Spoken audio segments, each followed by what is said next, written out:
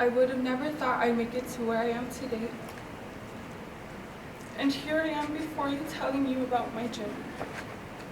My name is Eva Helalawahi Haunga, or Eva for short. I am 20 years old. I'm married to my best friend, Emran, and we have a beautiful 2-year-old daughter named Melasulu, after my mother.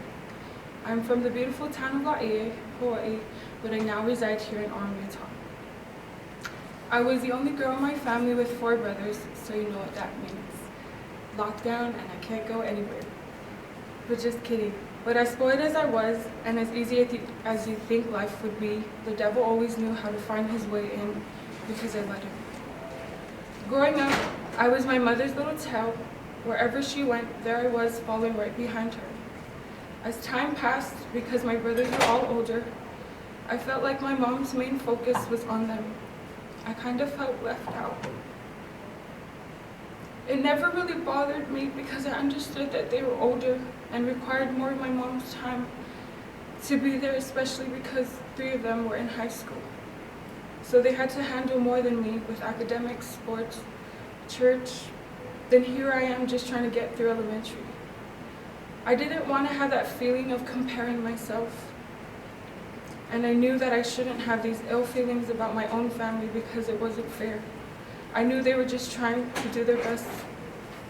On the other hand, being that the majority of my parents' attention was on my siblings, it taught me independence. And so it pushed me to exceed in school so that my parents would be proud of me. They always said that I was the kid that they never had to worry about because I had a good head on my shoulders. And I appreciated that they felt that way, but yet it made me feel like I wasn't enough. I felt like I had so much more to prove and show them.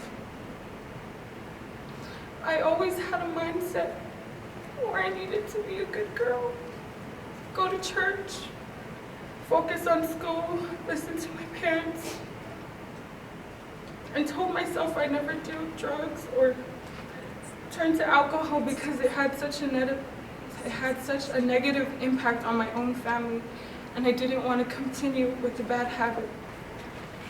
Receiving positive feedback and praise from your family, especially as a Polynesian, your family's opinion, what your loved ones had to say was everything.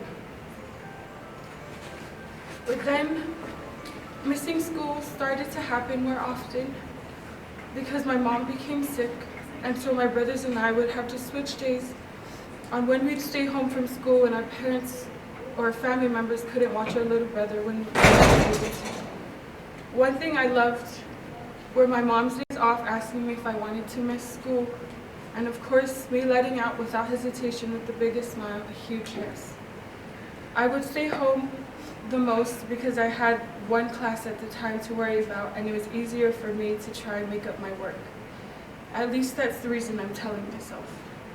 Her health problems escalated as she started having heart problems, and so we had more frequent visits to the hospital. She was in and out, and then there was one specific appointment that she had that she wanted all of us to be there as a family. It obviously being something serious, I tried to think of all the possible outcomes that I could come up with within the knowledge that I had to try to prepare myself for whatever the news would be and hope that it wasn't the worst. And next thing you know, she was diagnosed with cancer. I was devastated. As hopeful as I wanted to be and should have been, the fear of losing her instantly came to mind. Of course, she did what a mother does and reassured us that everything would be fine. She was going to do her treatments, and as long as we put God first, we wouldn't have to worry. She was in the hospital for long periods of time depending on how her treatments were going, how she felt, and how her body was reacting to the treatments, etc. So the hospital turned into our second home. A year went by, and my mom went into remission, which means that the cancer was undetectable in her blood, and things were going good. And then almost a month later, she was told that she relapsed, which means that the cancer was back. Clinging to the hope I once had from the beginning, I prayed that she would continue to fight. Because we've seen the past year that she's been through. her whole life that we've known her. She went through so much, which is probably not even a fourth of everything that she's been through, even before we came into this world. But boy, I prayed to have at least a fraction of the strength and resilience that she set forth. Things would go well and progress some days, then just get worse the next. But she never gave up because she loved us so much. We were her reasons to keep on fighting, and she never failed to remind us. Her sickness continued to worsen, yet all my faith was in Heavenly Father, and my prayers were pleading to Him to please just heal her. But you know, if it was His will that it's her time, then all right, so be it. I'll try to accept what it is, but at the same time, I didn't want to let that be the case. I just wanted Him to leave her, to let her get better, and everything would be okay again. Unfortunately, obviously, it wasn't the case. My mom returned back to our Heavenly Father on July 18, 2015 at 2:45 p.m. The heartbreak that I felt that day is such an indescribable feeling that I still feel the same way as if it happened yesterday. I would say it's like someone ripped your heart out and smashed it 1 billion times, but not even that would suffice. How was I supposed to continue my life without a mom? My mom. How could I? When she was all I've ever known. Who was I supposed to turn to when I needed someone to talk to? Who am I supposed to plan my wedding with? Who is going to tell or show me what I'm supposed to expect when I have my own kids? Just so many questions flooded my mind about why it happened this way. Why me? Why her? Why now? And what was I going to do next? Of course, I knew God had a plan and has a plan for each and every one of us, but I just couldn't understand why this had to be a part of His plan for me. Life went on, taking it day by day. It still didn't feel real, that she was really gone. I didn't want it to be real. I just wanted to wake up and wish someone would just tell me it was a horrible nightmare. I started high school, and all I wanted to be was the best that I could be. Because although my mom was gone, I still had my brothers and my dad with me. Even though we felt like we lost everything, at least we still had each other. I was doing fine in school. I played sports. Everything was fine for the most part. But after my mom's passing, we did what we could to survive. I had so much pressure, and still do, about living up to the way my mother lived. I was expected to be exactly like her, and was supposed to know all that she knew, did all that she was able to do. And if you know my mom, you know how big her shoes were to fill. I love my mom, but I hated that my family expected me to be her. I lived away from my dad for some time, and my brothers lived in different states, so although I did have them, the distance between us was great. So not just our lives, but our family as we knew it was changing. My dad had gotten remarried to his wife. I was beyond happy for him because I never wanted him to fall into a sadness that he wouldn't be able to get out of. And if that was the choice that made him happy, then that was all that mattered to me. But with his new life came a new family. He will always be my daddy, and I will always be his princess. But he now has his own family to take care of because we're all grown. As bad as it may sound, it was true. We needed to move on. I never wanted my mom's death to be the reason I started making bad decisions, but it was more of the pain that I was trying to suppress rather than trying to heal. I turned to alcohol and drugs, hanging out with friends, skipping school, and just not really caring about the direction that my life was going. Just choosing to make poor decisions even when I knew better. I became really unhappy with myself, hated all that I was, and became suicidal and even harmed myself. It became my new normal. My family had no idea, but why would they? Thought, this isn't their problem, and this is so balani of me to feel, because they're probably just going to tell me get over it, or maybe it's just a phase that I'm going through. I was the only one feeling it, so I could be the only one to find a way to stop feeling this emptiness that I felt. So I didn't really talk to anyone about it. I just tried to deal with it on my own. The beginning of my senior year, I got into a small car accident with my husband, who was my boyfriend at the time. I went to the hospital with my dad. I had to do some tests to make sure everything was fine. I was still able to walk. I just hurt my back and my neck from the whiplash that I experienced. So after the nurse ran some tests, she pulled me to the side, and with tears in her eyes and a smile, she told me I was pregnant.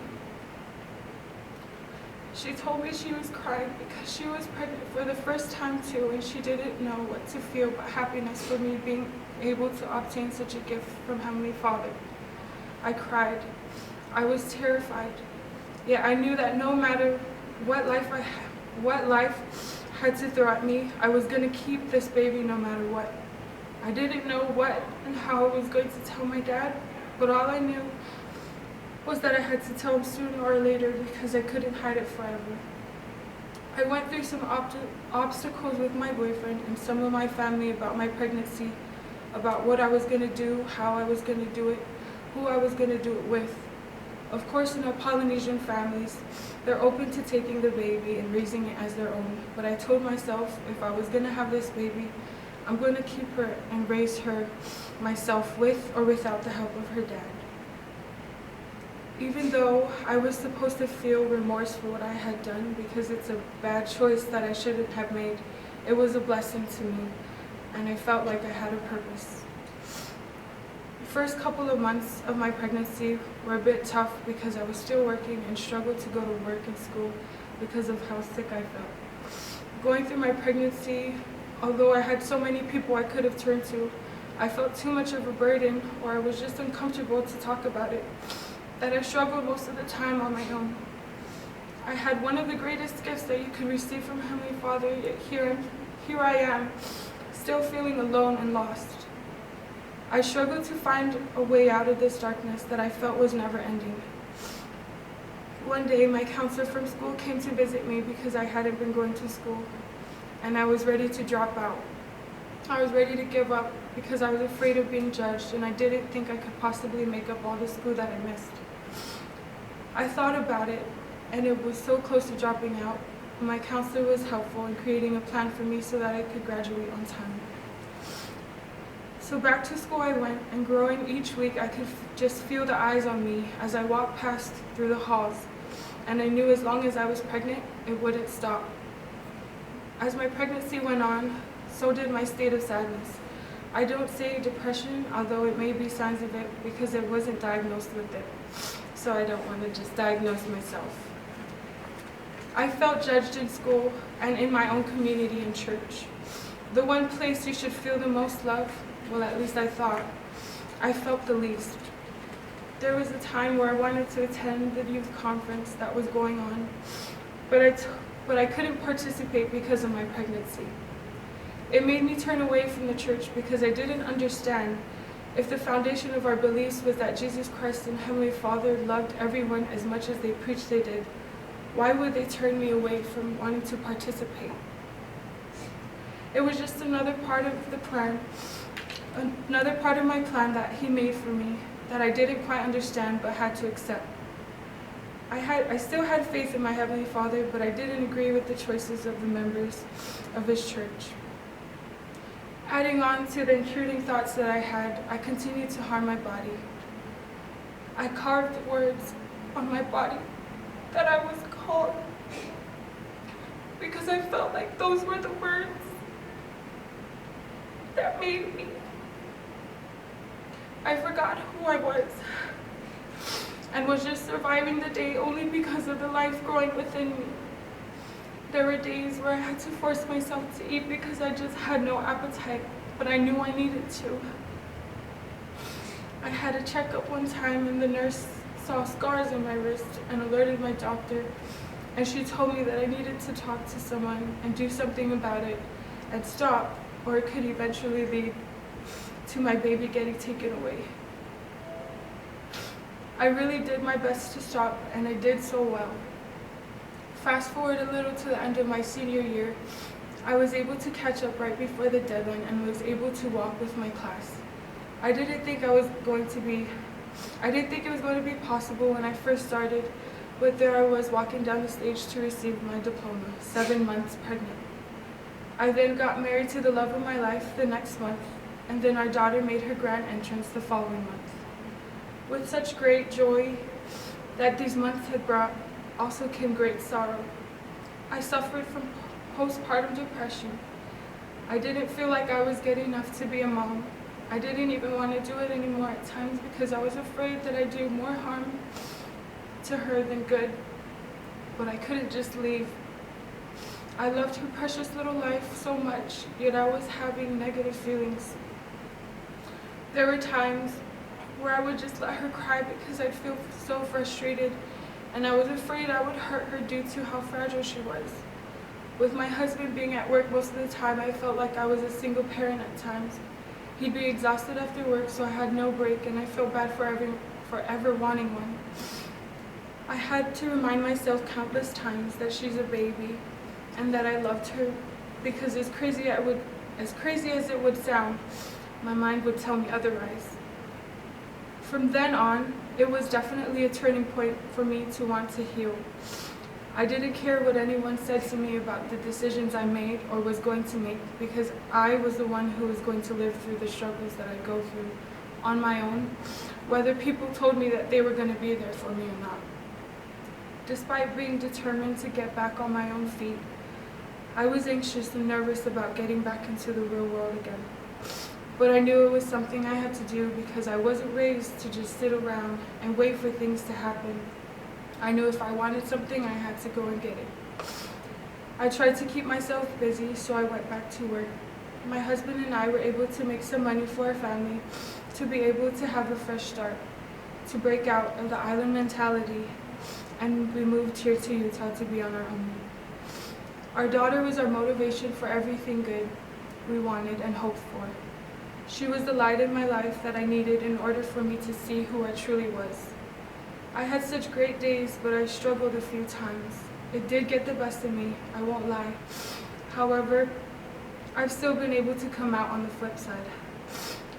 She helped me get out of situations I never thought I would get out of, and it helped me realize that I didn't really want my life to end, just the pain that I was going through at the time I felt.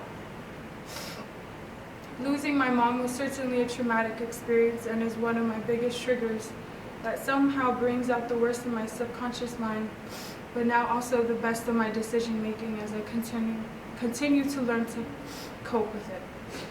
I know that although I wasn't able to have my mom physically throughout some of the most trying times of my life, I know for a fact that she was there guiding and helping me spiritually.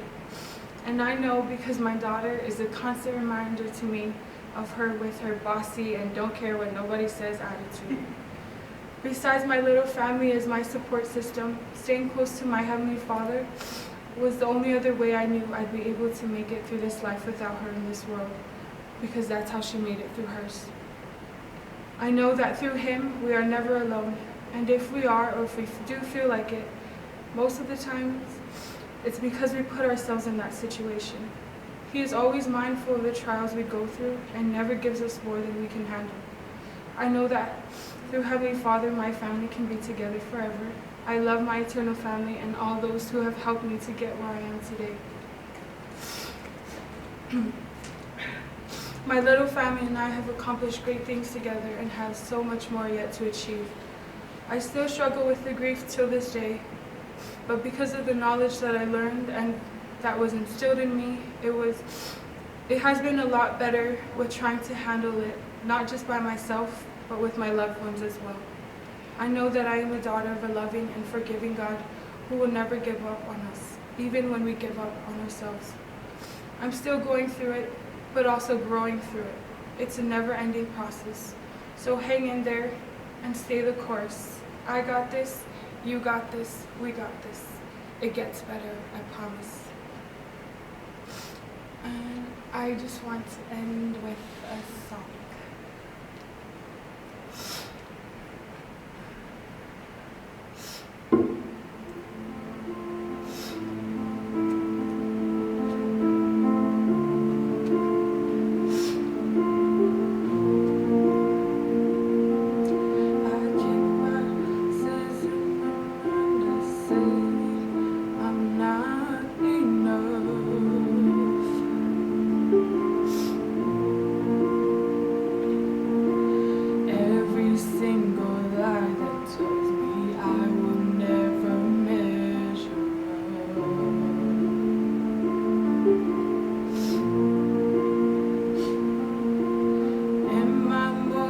Just the sum of every high and every low.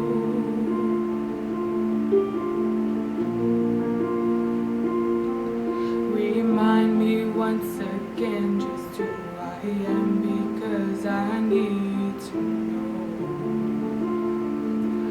Ooh, oh, you say I'm loved when I can't feel a thing. You say I'm strong when I think I'm weak. And you say I am held when I am falling short. And when I don't belong, you say I'm yours. And I believe, I believe what you say of me.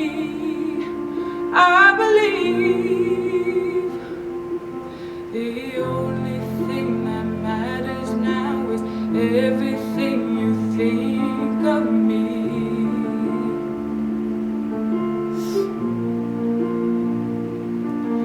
In you I find my worth, in you I find my identity. Ooh, oh, you say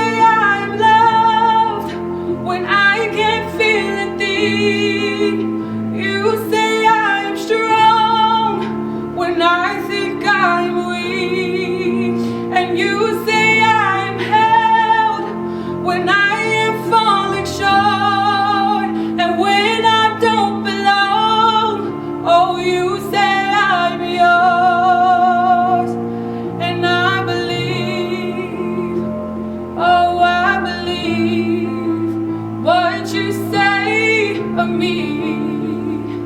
I believe.